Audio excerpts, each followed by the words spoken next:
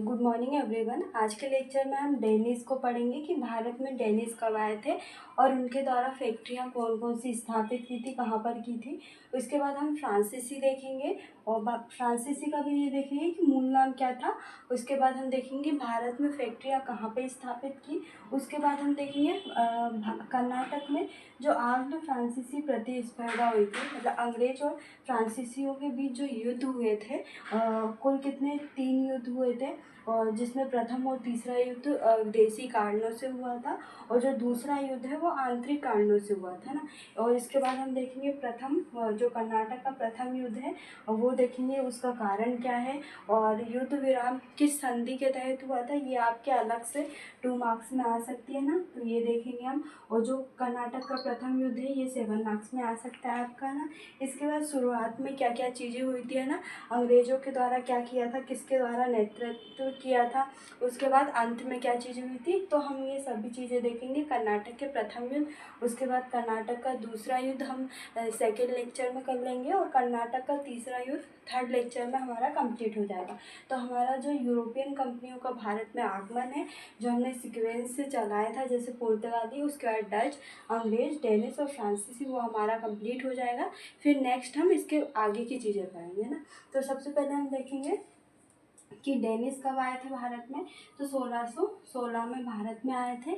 और प्रमुख फैक्ट्रियाँ उन्होंने कहा, मुख्य रूप से सिर्फ 2 ही फैक्ट्रियाँ उन्होंने स्थापित की थी 1620 में और 1676 में। और 1745 में क्या किया था, अंग्रेज़ों को जो 2 फैक्ट्रियाँ स्थापित की थी वो अंग्रेज़ों को बेच दी गई थी, है ना। उसके बाद डेनिस यहाँ से चले गए थे, है ना। तो सबसे पहले 1620 में त्रवणकोर में और 1676 में श्रीरामपुर में, जो कि कहाँ पे, बंगाल में पड़ता है, कहाँ पे, बंगाल में है। इसके बाद 1745 में इन्होंने क्या किया था, अंग्रेज़ों को जो फैक्ट्रियाँ थी जो स्थापित की थी भारत में वो बेच दी गई थी, है ना। इसके बाद हम देखेंगे फ्रांसीसी जो भारत में आए थे। मुख्य रूप से सिर्फ इतनी ही चीज़ें पूछेंगे, ये भी आपसे 2 मार्क्स में ही पूछेंगे, भारत में कहाँ कहाँ पे फैक्ट्रियाँ स्थापित की। तो मूल नाम क्या है फ्रांसीसी का, कंपनी द एंड ओरिएंटल, है ना, ओरिएंटल, ये इनका मूल नाम है। इसके बाद कहाँ पे फैक्ट्रियाँ स्थापित की ये देख लेते हैं। 1668 में कहा सबसे प्रथम फैक्ट्री सूरत में स्थापित की। उसके बाद 1669 में मछलीपट्टनम, उसके बाद 1672 में संतोमी, है ना। इसके बाद 1676 में पुडुचेरी या पांडुचेरी, है ना, जो अभी वर्तमान में पांडुचेरी बोलते हैं ना इसको। इसके बाद हम देखेंगे जो कि 7 मार्क्स में आ सकते हैं कि कर्नाटक में आंग्ल फ्रांसीसी प्रतिस्पर्धा, ये आपसे सिर्फ 2 मार्क्स में पूछेंगे। जो इसके जो तीनों युद्ध हैं वो आपको 7 मार्क्स में पूछ सकते हैं, और अगर ओवरऑल पूछेंगे तो तीनों युद्धों को 11 मार्क्स में पूछ सकते हैं ना। तो हम देखेंगे कि जो कर्नाटक में आंग्ल फ्रांसीसी प्रतिस्पर्धा हुई थी उसमें कुल कितने युद्ध हुए थे, है ना।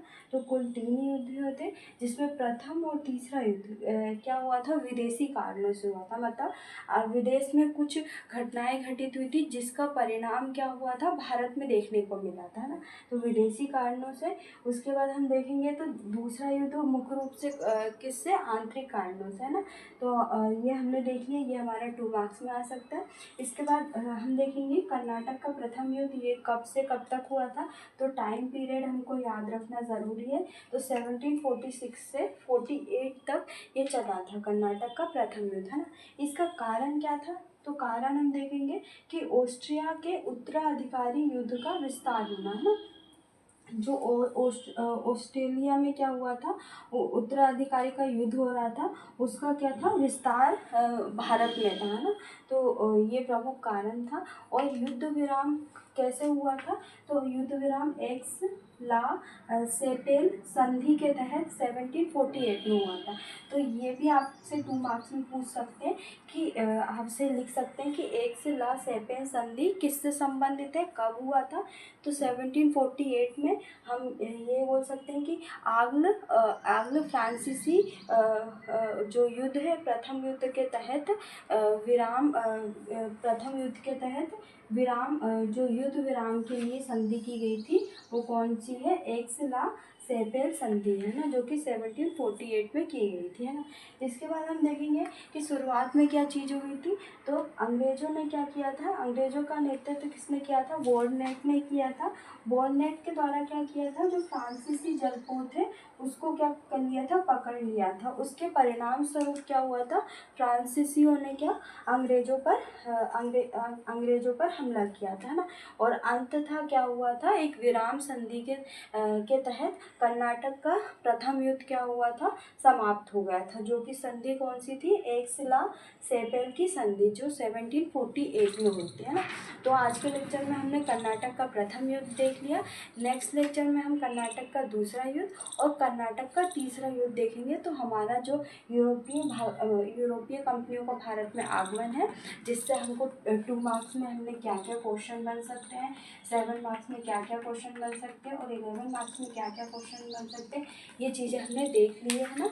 तो नेक्स्ट लेक्चर में हम इसको कंप्लीट कर लेंगे। अगर नेक्स्ट लेक्चर में नहीं तो इससे एक और लेक्चर और लगेगा, तो हमारा क्या जो यूरोपियन कंपनियों का भारत में आगमन है वो कंप्लीट हो जाएगा।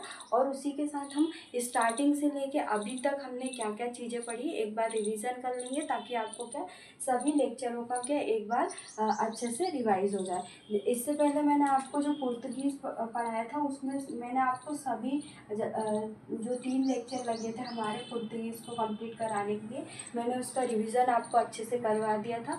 उसके बाद हमने डच पढ़ा था, डेनिश, अंग्रेज और फ्रांसीसी। तो इनका रिवीजन मैं नेक्स्ट लेक्चर में आपको करवा दूंगी। और जो दूसरा कर्नाटक युद्ध है, तीसरा कर्नाटक युद्ध है, ये भी नेक्स्ट लेक्चर में कंप्लीट हो जाएगा।